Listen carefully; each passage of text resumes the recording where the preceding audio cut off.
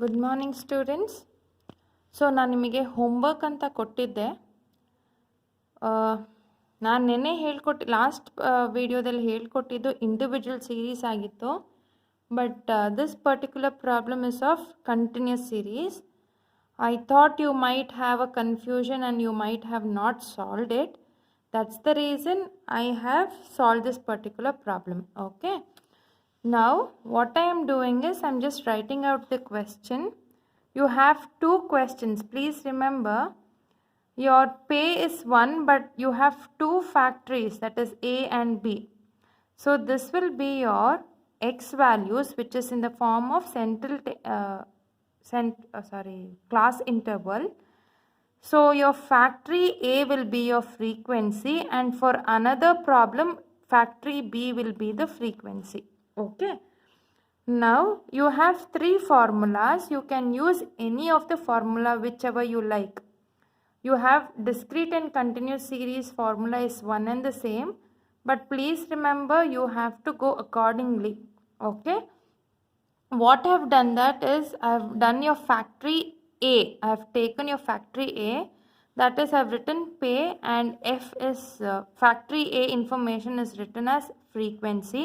I have found out the midterms, midpoints ಅನ್ನೋದು ತಗೊಂಡಿದ್ದೀನಿ. Mid points ತಗೊಂಡಾದ್ಮೇಲೆ ನಾನು ಸೆಲೆಕ್ಟ್ ಮಾಡಿರೋ ಫಾರ್ಮುಲಾ ಇದ್ದಿರುತ್ತೆ. ಸೊ ಈ ಪರ್ಟಿಕ್ಯುಲರ್ ಫಾರ್ಮುಲಾ ಬೇಸಿಸ್ ಮೇಲೆ ನಾನು ತೊಗೊತೀನಿ. ನೀವು ಇದೇ ಫಾರ್ಮುಲಾನು ತೊಗೊಳ್ಬೋದು, ಇಲ್ಲ ಬೇರೆ ಫಾರ್ಮುಲಾ ಹಾಕಿ ಕೂಡ ಟ್ರೈ ಮಾಡಿ, ಆನ್ಸರ್ ಸೇಮ್ ಬರಬೇಕು. ಓಕೆ, ಬರುತ್ತೆ. ಇದು ಎಲ್ಲ ಸೇಮ್ ಬರಲ್ಲ, ಆದರೆ ಫೈನಲ್ ಆನ್ಸರ್ ಮಾತ್ರ ಸೇಮ್ ಬರುತ್ತೆ. ಇವಾಗ ನಾನಿಲ್ಲಿ ಏನು ಮಾಡಿದ್ದೀನಿ, ಎಫ್ ಇಂಟು ಎಕ್ಸ್, ನಮಗೆ ಫಾರ್ಮುಲಾ ಪ್ರಕಾರ ಎಫ್ ಎಕ್ಸ್ ಸ್ಕ್ವಯರ್ ಬೇಕು. ಎಫ್ ಎಕ್ಸ್ ಸ್ಕ್ವಯರ್ಗೆ ಎಕ್ಸ್ ಫೈಂಡ್ ಔಟ್ ಮಾಡಬೇಕು. ಫಸ್ಟು ಎಕ್ಸ್ ಫೈಂಡ್ ಔಟ್ ಮಾಡಿದ್ದೀನಿ. ಎಕ್ಸ್ ಸ್ಕ್ವಯರ್ ಮಾಡಿ, ಎಕ್ಸ್ ಸ್ಕ್ವಯರ್ ಮಾಡಾದಮೇಲೆ ಎಫ್ ಜೊತೆ ಇಂಟು ಮಾಡಿದ್ರೆ ಎಫ್ ಎಕ್ಸ್ ಸ್ಕ್ವಯರ್ ಸಿಕ್ತು. ನೆಕ್ಸ್ಟು ಎಫ್ ಎಕ್ಸ್ ಅಂತ ಮಾಡಿದ್ದೀನಿ, that is F into X which is F X ಅನ್ನೋದು ಮಾಡಿದ್ದೀನಿ. ಇಷ್ಟನ್ನು ಮಾಡಾದಮೇಲೆ ನಿಮಗೆ ಟೋಟಲ್ ಸಿಗುತ್ತೆ. ಸ್ಕ್ವೇರ್ ರೂಟ್ ಅದೆಲ್ಲ ನಿಮಗೆ standard deviation is 155.74. So X bar find out ಮಾಡಬೇಕಾಗುತ್ತೆ, that is your arithmetic mean find out ಮಾಡಬೇಕು. Your arithmetic mean find out ಮಾಡೋದಕ್ಕೆ this is your formula. So you have 81.2 as your answer. Coefficient of variation find out ಮಾಡ್ತೀರಾ. So ಕೋಎಫಿಷಿಯನ್ಗೆ standard deviation divided by X bar into 100 ಅಂದರೆ ನಿಮಗೆ percentage ಲೆಕ್ಕ ಸಿಗುತ್ತೆ. That is in the case of factory A. ಇದೇ ರೀತಿ ನೀವು factory ಬಿಗೂ ಕೂಡ ಮಾಡಬೇಕಾಗತ್ತೆ. ಸೊ ಫ್ಯಾಕ್ಟ್ರಿ ಬಿಗೆ ನಿಮ್ಮ ಮಿಡ್ ಪಾಯಿಂಟ್ ಸೇಮ್ ಆಗಿ ಇರುತ್ತೆ, ಎಫ್ ಮಾತ್ರ ಚೇಂಜ್ ಆಗುತ್ತೆ. ಫ್ಯಾಕ್ಟ್ರಿ ಬಿದು ತೊಗೊಳ್ಬೇಕಾಗತ್ತೆ. ನಾನು ಅದೇ ಫಾರ್ಮುಲಾನ ಯೂಸ್ ಮಾಡಿದ್ದೀನಿ. ನಿಮ್ಮ ಆನ್ಸರ್ 217.21 ಅನ್ನೋದು ಸಿಗುತ್ತೆ. ಓಕೆ, ಎಕ್ಸ್ ಬಾರ್ನ ಫೈಂಡ್ ಔಟ್ ಮಾಡ್ತೀನಿ which is 896. Coefficient of variation is this is the percentage. ಇವಾಗ ಅದು ಕನ್ಕ್ಲೂಷನ್ ಮಾಡಬೇಕಾದ್ರೆ ಏನು ಮಾಡ್ತೀರಾ, salary bill is higher in factory B. Salary bill ಅಂತಂದರೆ ಏನು, ಇದು 896 that is your average amount into what is the total off frequency 100 ಮಾಡ್ತೀರಾ. ಇನ್ನೊಂದು ಸತಿ ಹೇಳ್ತೀನಿ, your arithmetic mean into your total off frequency ಮಾಡ್ತೀರಾ, ಎನ್ ಇಂಟು ಎಕ್ಸ್ ಬಾರ್ ಮಾಡ್ತೀರಾ. ಆವಾಗ ನಿಮಗೆ ಸ್ಯಾಲರಿ ಅನ್ನೋದು ಸಿಗುತ್ತೆ. ಸೊ ಎರಡು ಕಂಪೇರ್ ಮಾಡಿದಾಗ ಫ್ಯಾಕ್ಟ್ರಿ ಎಯಲ್ಲಿ 812 ಇಂಟು 50 ಮಾಡಿದ್ರೆ ಆನ್ಸರ್ ಕಡಿಮೆ ಬರುತ್ತೆ. ಆವಾಗ ನಿಮ್ಮ ಸ್ಯಾಲ್ರಿ ಬಿಲ್ ಯಾವುದು ಹೈಯೆಸ್ಟ್ ಆಯಿತು, 89,600 ಅನ್ನೋದು ಬಂತು. ಇದನ್ನು ಮಾಡಾದಮೇಲೆ mean salary is higher in factory B. Mean salary ಅಂದರೆ ಏನು, ಅಗೇನ್ ನಿಮ್ಮ ಅರ್ಥಮೆಟಿಕ್ ಮೀನ್ ಫ್ಯಾಕ್ಟ್ರಿ ಎಯಲ್ಲಿ 812 ಇದೆ, ಫ್ಯಾಕ್ಟ್ರಿ ಬಿಯಲ್ಲಿ 896 ಅನ್ನೋದಿದೆ. ಸೊ ಯಾವುದು ಜಾಸ್ತಿ ಇರೋದು, 896 ಅನ್ನೋದು ಜಾಸ್ತಿ ಇರೋದು. ಸೊ ನಾನು 896 ಅನ್ನೋದು ಬರ್ತಿದ್ದೀನಿ. ಸೊ ಕೋಎಫಿಷಿಯಂಟ್ ಆಫ್ ವೇರಿಯೇಷನ್ ಕೂಡ ಯಾವುದು ಜಾಸ್ತಿ ಇದೆ, ಫ್ಯಾಕ್ಟ್ರಿ ಬಿಯಲ್ಲಿ ಜಾಸ್ತಿ ಇದೆ 24.24%. ಫ್ಯಾಕ್ಟ್ರಿ ಎಯಲ್ಲಿ 19.179% ಇರೋ ಕಾರಣ ಯಾವುದು ಜಾಸ್ತಿ ಇರೋದು, 24.24% ಅನ್ನೋದು ಜಾಸ್ತಿ ಇರೋದು. ಸೊ ಇದನ್ನು ನೀವು ತೊಗೊಬೇಕಾಗತ್ತೆ. Okay, so next problem. So ಇಲ್ಲಿಗೆ ನಿಮ್ಮ ಹೋಮ್ವರ್ಕ್ ಪ್ರಾಬ್ಲಮ್ ಮುಗಿಯುತ್ತೆ. I want everybody to write it very detailed. Okay, I can see some of the books, some of the students' books is here and there, they've messed it up. I don't want any mess in your book. I want it very neatly. Okay, so next problem, the following data relates to the salary of workers of two factories. Okay, number of workers ಕೊಟ್ಟಿದ್ದಾರೆ. So number of ವರ್ಕರ್ಸ್ನ ಏನಂತ ತಗೊತೀರಾ, ಅದನ್ನು N ಅಂತ ತಗೊತೀರಾ, N. Okay, factory A and factory B ಅನ್ನೋದು ಕೊಟ್ಟಿದ್ದಾರೆ, ಮತ್ತು ಅರ್ಥಮೆಟಿಕ್ ಮೀನ್ ಅನ್ನೋದು ಕೊಟ್ಟಿದ್ದಾರೆ. ಸೊ ಅರ್ಥಮೆಟಿಕ್ ಮೀನ್ ಅನ್ನೋದನ್ನ ಎಕ್ಸ್ ಬಾರ್ ಅಂತ ತಗೊತೀರಾ, ಮತ್ತು ಸ್ಟ್ಯಾಂಡರ್ಡ್ ಡಿವಿಯೇಷನ್ ಅನ್ನೋದು ಕೊಟ್ಟಿದ್ದಾರೆ, ಅದನ್ನು ಕೂಡ ಫ್ಯಾಕ್ಟ್ರಿ ಎ ಆ್ಯಂಡ್ ಫ್ಯಾಕ್ಟ್ರಿ ಬಿಗೆ ಕೊಟ್ಟಿದ್ದಾರೆ. ಓಕೆ, ಸೊ ಇದಕ್ಕೂ ಕೂಡ ನೀವು ಫೈಂಡ್ ಔಟ್ ಮಾಡಬೇಕು. 3 ಕೇಳಿದ್ದಾರೆ. ಇನ್ which factory is the total expenditure on salary more. Total expenditure ಅಂದಾಗ ಏನು ಮಾಡ್ತೀರಾ, your number of workers that is N into X bar ಅನ್ನೋದು ಮಾಡ್ತೀರಾ. ಅದೇ ರೀತಿ ನಾನು ಮಾಡಿದ್ದೀನಿ, N into X bar which is 1,85,600. Okay, ಅದೇ ರೀತಿ ನೀವು ಫ್ಯಾಕ್ಟ್ರಿ ಬಿಗೂ ಕೂಡ ಮಾಡ್ತೀರಾ. So factory B total expenditure on salary that is N into X bar ಮಾಡ್ತೀರಾ, 2,37,600. ಸೊ ಯಾವುದು ಜಾಸ್ತಿ ಇರೋದು, ಫ್ಯಾಕ್ಟ್ರಿ ಬಿ ಅನ್ನೋದು ಜಾಸ್ತಿ ಇದೆ. ಸೊ ಇದಕ್ಕೆ ಆನ್ಸರ್ ಫ್ಯಾಕ್ಟ್ರಿ ಬಿ ಅನ್ನೋದಾಯಿತು. ಇನ್ ವಿಚ್ ಫ್ಯಾಕ್ಟ್ರೀಸ್ ಆ್ಯಾವ್ರೇಜ್ ಅಂದಿದ ತಕ್ಷಣ ಇಟ್ ಈಸ್ ಅರ್ಥಮೆಟಿಕ್ ಮೀನ್ ಅನ್ನೋದು ತಲೆಯಲ್ಲಿ ಇಟ್ಕೊಳ್ಳಿ. Okay, so which is in which factory is average salary of workers more.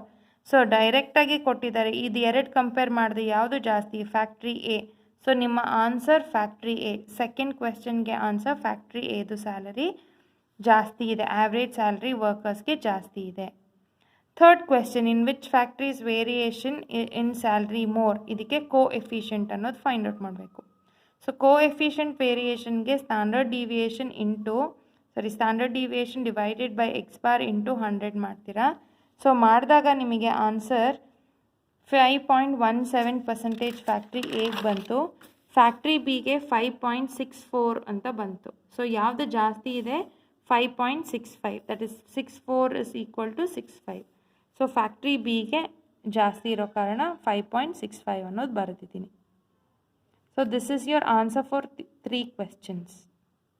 Okay, now your next question. In a data, your n is 72, sigma x is 713.4, sigma x square is 9047.34. Find the coefficient of variation ಅಂತ ಕೊಟ್ಟಿದ್ದಾರೆ. ಇದು ನಿಮ್ಮ formula. So ಈ ಫಾರ್ಮುಲಾನ ನಾನು substitute ಮಾಡ್ತಾ ಇದ್ದೀನಿ.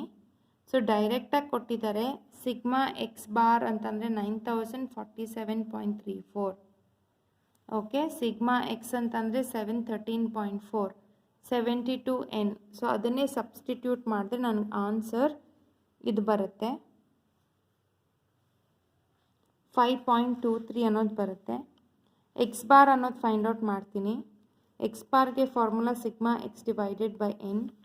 So sigma X ಬಾರ್ಗೆ it is 9.908. ಮತ್ತು ಕೋವೇರಿಯನ್ಸ್, ಸೊ ಕೋ ಎಫಿಷಿಯೆಂಟ್ ಅನ್ನೋದು ಮಾಡ್ತೀನಿ. ಸೊ ಕೋ ಎಫಿಷಿಯೆಂಟ್ ಮಾಡಿದಾಗ 52.88% ಅನ್ನೋದು ಬರುತ್ತೆ. Okay, so your next problem, if coefficient of variation is 22%, standard deviation is 4, find mean ಅಂದರೆ ಎಕ್ಸ್ ಬಾರ್ನ ಫೈಂಡ್ ಔಟ್ ಮಾಡಬೇಕು. ಇವಾಗ ಇದು ನಿಮ್ಮ ಫಾರ್ಮುಲಾ. ಸ್ಟ್ಯಾಂಡರ್ಡ್ ಡಿವಿಯೇಷನ್ ಅಂದರೆ 4 ಅದನ್ನು ಬರೆದಿದ್ದೀನಿ. ಎಕ್ಸ್ ಬಾರ್ ಗೊತ್ತಿಲ್ಲ, ಅದನ್ನು ನಾನು ಎಕ್ಸ್ ಬಾರ್ ಅಂತಲೇ ಬರ್ತಿದ್ದೀನಿ. ಕೋಎಫಿಷಿಯೆಂಟ್ ಆಫ್ ವೇರಿಯೇಷನ್ 22% ಅಂತಲೇ ಬರ್ತಿದ್ದೀನಿ. ಇಲ್ಲಿ ನೀವು ತಲೆಯಲ್ಲಿ ಇಟ್ಕೊಳ್ಳಿ, ಇಲ್ಲಿ 4 ಇಂಟು 100 ಮಾಡ್ತೀನಿ, 400 ಬಂತು. ಎಕ್ಸ್ ಬಾರ್ನ ಅದೇ ರೀತಿ ಬರಿತೀನಿ, 22% ಅದೇ ರೀತಿ ಇದೆ. ಇಲ್ಲಿ ನೀವು ತಲೆಯಲ್ಲಿ ಇಟ್ಕೊಳ್ಬೇಕಾಗಿರೋದು, ಇಲ್ಲಿ ಡಿವಿಷನ್ ಇದ್ದರೆ ಇಸ್ ಈಕ್ವಲ್ ಟುಕ್ಕಿಂತ ಈಚೆ ಬಂದಾಗ ಅದು ಮಲ್ಟಿಪ್ಲಿಕೇಶನ್ ಆಗುತ್ತೆ. ಮಲ್ಟಿಪ್ಲಿಕೇಶನ್ ಇದ್ದರೆ ಈ ಕಡೆಯಿಂದ ಈ ಕಡೆ ಬಂದಾಗ ಡಿವಿಷನ್ ಅನ್ನೋದಾಗುತ್ತೆ. ತಲೆಯಲ್ಲಿ ಇಟ್ಕೊಳ್ಳಿ. ಪ್ಲಸ್ ಇರೋದು ಇಸ್ ಈಕ್ವಲ್ ಟು ಈಚೆ ತಂದಾಗ ಮೈನಸ್ ಆಗುತ್ತೆ, ಮೈನಸ್ ಇರೋದು ಈಚೆ ತಂದಾಗ ಪ್ಲಸ್ ಆಗುತ್ತೆ, ಮಲ್ಟಿಪ್ಲಿಕೇಶನ್ ಇರೋದು ಡಿವಿಷನ್ ಆಗುತ್ತೆ, ಡಿವಿಷನ್ ಇರೋದು ಮಲ್ಟಿಪ್ಲಿಕೇಶನ್ ಅನ್ನೋದಾಗುತ್ತೆ. ಓಕೆ, ಸೊ ಇಲ್ಲಿ ಎಕ್ಸ್ ಬಾರ್ ಅನ್ನೋದನ್ನ ಫೈಂಡ್ ಔಟ್ ಮಾಡಬೇಕು. ಸೊ ಇದನ್ನು ನಾನು ಈಚೆ ತೊಗೊಂಡು ಬರ್ತೀನಿ, ತೊಗೊಂಡು ಬಂದಾಗ ಮಲ್ಟಿಪ್ಲಿಕೇಶನ್ ಆಗುತ್ತೆ. ಸೊ ಈ 22ನ ಈ ಕಡೆಗೆ ತೊಗೊಂಡು ಹೋಗ್ತೀನಿ, ಆವಾಗ ಅದು ಡಿವಿಷನ್ ಅನ್ನೋದಾಗುತ್ತೆ. ನೋಡಿ ಇಲ್ಲಿ 400 ಡಿವೈಡೆಡ್ ಬೈ 22 ಅನ್ನೋದು ಬಂತು. ಇದು ಮಲ್ಟಿಪ್ಲಿಕೇಶನ್ ಇಸ್ ಈಕ್ವಲ್ ಟು ಕಿಂತ ಈಚೆ ತೊಗೊಂಡು ಬಂದಾಗ ಡಿವಿಷನ್ ಅನ್ನೋದಾಗುತ್ತೆ. 400 divided by 22. ಸೊ ಇದಕ್ಕೆ ನಿಮ್ಮ ಆನ್ಸರ್ 18.18. ವೆರಿಫೈ ಮಾಡ್ತೀರಾ. ವೆರಿಫೈಗೆ ಸೇಮ್ ಫಾರ್ಮುಲಾ ಹಾಕಿ, ಸ್ಟ್ಯಾಂಡರ್ಡ್ ಡಿವಿಯೇಷನ್ 4 ಅಂತ ಕೊಟ್ಟಿದ್ದಾರೆ. ಇದು ನೀವು ಫೈಂಡ್ ಔಟ್ ಮಾಡಿರೋದು 18.18 ಇಂಟು 100 ಮಾಡಿದ್ರೆ 22 ಬರುತ್ತೆ. ಸೊ 22 ಅವ್ರು ಕೂಡ ಕೊಟ್ಟಿರೋದು ಕೋಎಫಿಷಿಯಂಟ್ ಆಫ್ ವೇರಿಯೇಷನ್ 22% ಅಂತಲೇ ಕೊಟ್ಟಿದ್ದಾರೆ. Okay, then your last problem, if coefficient of variation is 5.3% and if x bar is equal to 126, find standard deviation ಅಂತ ಕೊಟ್ಟಿದ್ದಾರೆ. ಅಗೇನ್ ನೀವೇನು ಫೈಂಡ್ ಔಟ್ ಮಾಡಬೇಕು? Standard deviation. ಕೋಎಫಿಷಿಯಂಟ್ ಆಫ್ ವೇರಿಯೇಷನ್ಗೆ ಫಾರ್ಮುಲಾ ಏನು? Standard deviation divided by X bar into 100. So 5.3% ಕೊಟ್ಟಿದ್ದಾರೆ.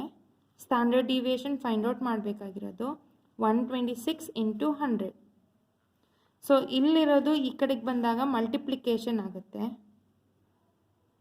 So 100 ಇಲ್ಲಿ multiplication ಇರೋದು is equal ಟುಕ್ಕಿಂತ ಈಚೆ ತೊಗೊಂಡು ಬಂದಾಗ ಡಿವಿಷನ್ ಅನ್ನೋದಾಗುತ್ತೆ. ಇಲ್ಲಿ ನೋಡಿ, ಅವಾಗ ಸ್ಟ್ಯಾಂಡರ್ಡ್ ಡಿವಿಯೇಷನ್ ಬರೀ ಒಂದೇ ಉಳ್ಕೊಳ್ಳುತ್ತೆ. ಸೊ ಇದನ್ನು ಮಾಡ್ತೀರಾ, 6.678 ಅನ್ನೋದು ಸಿಗುತ್ತೆ ಸ್ಟ್ಯಾಂಡರ್ಡ್ ಡಿವಿಯೇಷನ್. ವೆರಿಫಿಕೇಷನ್ ಪ್ರಾಸೆಸ್ ಮಾಡಿ. ವೆರಿಫಿಕೇಷನಲ್ಲಿ ಏನು ತೊಗೊತೀರಾ? ಸೇಮ್ ಫಾರ್ಮುಲಾ ತೊಗೊಳ್ಳಿ. ಸ್ಟ್ಯಾಂಡರ್ಡ್ ಡಿವಿಯೇಷನ್ಗೆ ಈ ಸಿಕ್ಕಿದ ಆನ್ಸರ್ 6.678 ಅನ್ನೋದು ಬರ್ಕೊಳ್ಳಿ. ಸಬ್ಸ್ಟಿಟ್ಯೂಟ್ ಮಾಡಿ 5.3 ಅನ್ನೋದು ನಿಮಗೆ ಫೈನಲ್ ಆನ್ಸರ್ ಸಿಗಬೇಕು. So here we will finish your second chapter. I will take, tomorrow you will not have a class, that is because you have to complete the whole chapter. So chapter 2 is completed. I will ask you to submit your notes on, I'll tell you the date, but it will be in the next week. This week you will all have a surprise test. I want everybody to participate in that particular test. If I find anybody saying I am not feeling well, no reasons. I don't want any reasons. I want everybody to attend the test, because this particular test will be taken for your internal assessment. If at all, if there is any absentees, I will mark 0. There is no excuses. Okay? So thank you students. Have a great day. Bye.